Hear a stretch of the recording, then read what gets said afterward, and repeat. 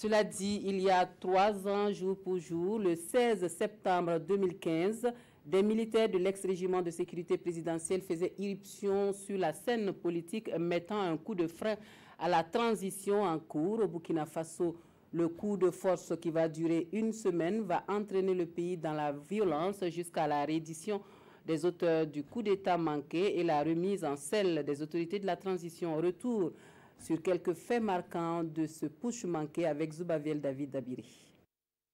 Mercredi 16 septembre 2015, alors que les Burkinabés plongeaient dans l'euphorie d'une campagne présidentielle à suspense, une rumeur se répand à Ouagadougou. Au palais de Kossiam, l'heure est grave. Le régiment de sécurité présidentielle s'est encore invité au Conseil des ministres. Le président Michel Kafando, Yacouba Isaac Zida, son premier ministre, et 2 membres du gouvernement sont arrêtés et détenus. C'est un mercredi noir pour les Burkinabés. S'agit-il d'un putsch ou d'une énième manifestation du RSP? Communiqué numéro 1. Les forces patriotiques et démocratiques alliant toutes les composantes de la nation et réunies au sein du Conseil national pour la démocratie, CND, ont chargé le général de brigade Gilbert Diendéré d'assumer la fonction de président du CND. Ce que tout le monde redoutait vient ainsi de se confirmer. Le Conseil national pour la démocratie s'arroge le pouvoir sous la direction du général Gilbert Diendéré. Passé les moments de stupeur et de consternation, les citoyens prennent la rue. Des mouvements de résistance contre le coup d'arrêt donné à la transition s'organisent ça et là.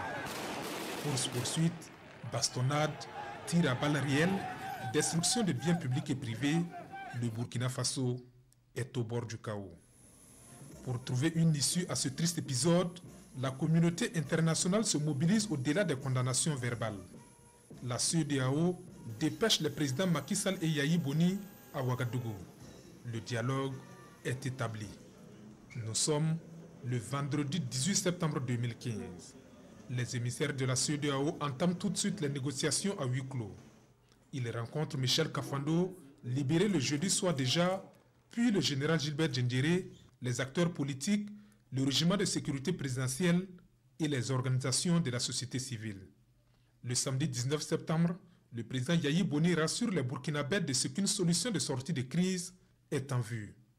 Mais pour de nombreux Burkinabés, c'est un jeu de dupes qui se peaufine à l'horizon. La colère de la rue s'intensifie alors. La lutte se durcit. Une grève générale et illimitée est même décrétée par la Confédération générale des travailleurs du Burkina. Le 21 septembre, la majorité des unités militaires de l'intérieur du pays convergent des régions vers la capitale.